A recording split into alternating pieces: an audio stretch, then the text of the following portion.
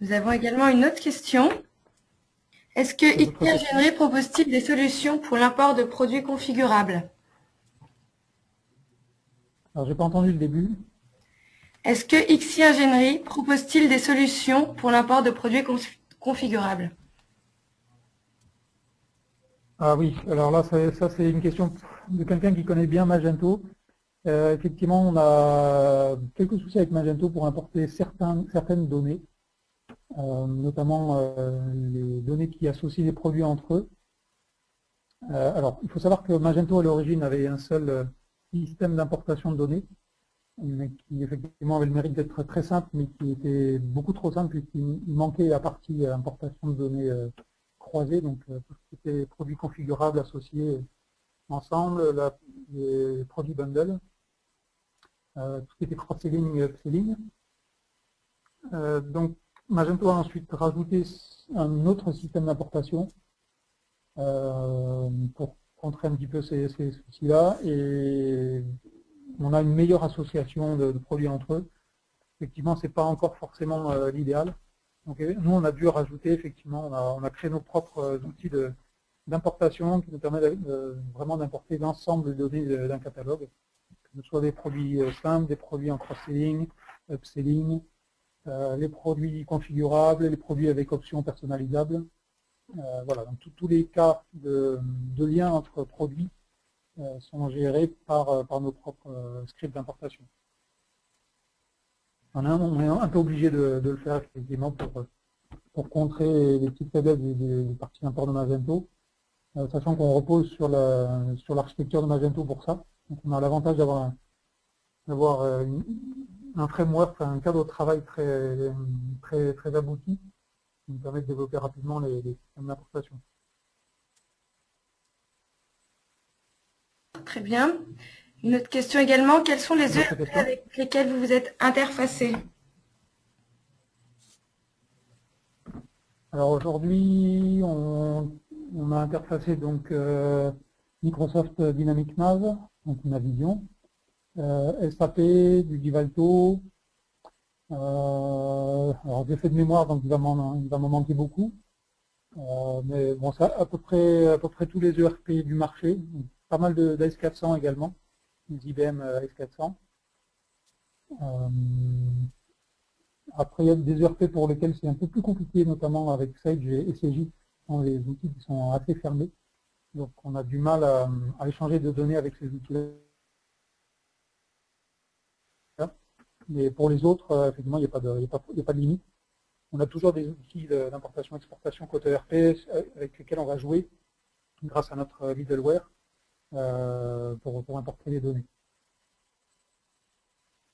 Et effectivement, quand on fait ce genre de couplage, on essaye d'utiliser les formats natifs des ERP. Donc, si je prends l'exemple, par exemple, du site de l'IGN, qui donc utilise SAP, donc on a utilisé le format natif IDOC de SAP pour pouvoir s'assurer que les données seraient correctement intégrées dans SAP ou exporter des SAP vers Magento. Donc il n'y a pas vraiment de limite sur les connexions. Et aujourd'hui, on a fait à peu près tous les ERP du marché en dehors de Sage, CJ, pour lesquels on a vraiment du mal. On a une question dans la continuité également. Est-ce que Magento est performant pour la création de produits et leurs exportations dans l'ERP?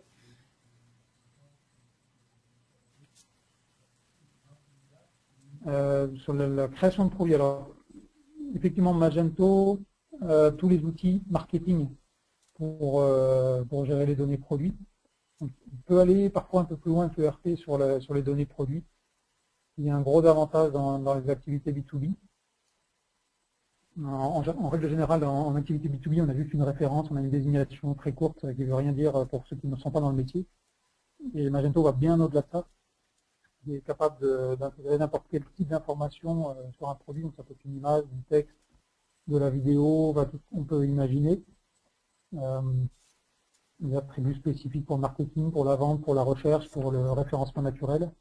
Donc, effectivement, Magento est très adapté à la création d'un catalogue produit.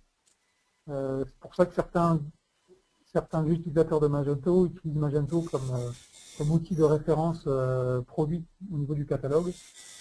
et donc font plutôt des liens entre Magento et l'ERP pour alimenter l'ERP avec des données produits. Sachant que l'ERP va continuer à gérer les parties référence, désignation et politique de prix. Donc c'est un petit peu un échange entre les deux. Magento peut également faire la traduction de fiches produits via l'utilisation des sites ou des vues. Donc on peut avoir un catalogue très riche grâce à Magento. Nous arrivons donc à la dernière question. Auriez-vous des exemples de boutiques Magento en B2B? Alors, en exemple, je vais reprendre peut-être la présentation. Donc, il y avait quelques exemples sur les références ici. Hop. On va remonter.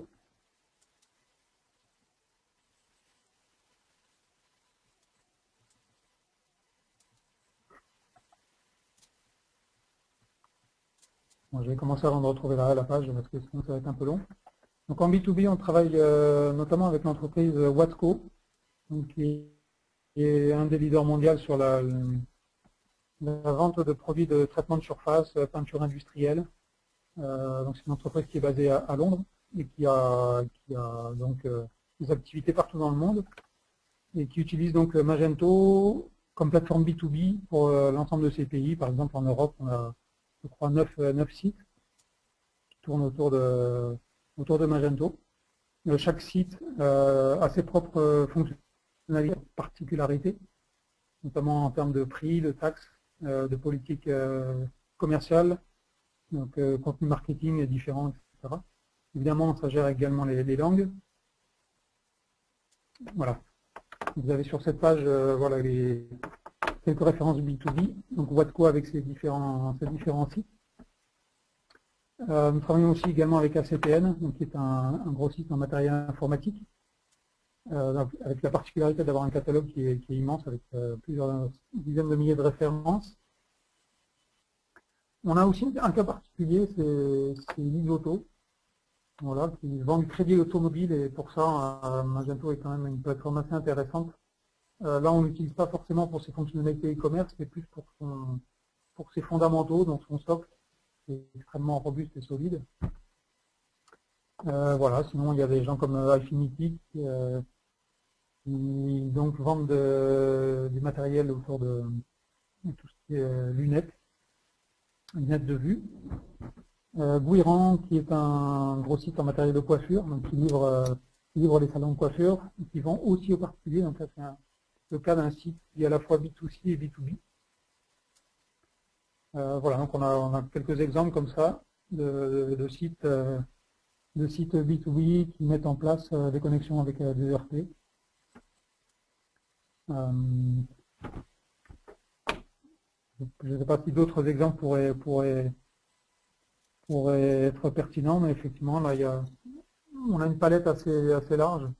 Je pense aussi au site Country Market, qui est un site de vente de matériel agricole avec un catalogue important aussi, qui utilise justement un système d'importation de catalogue automatique pour mettre à jour directement les données des produits.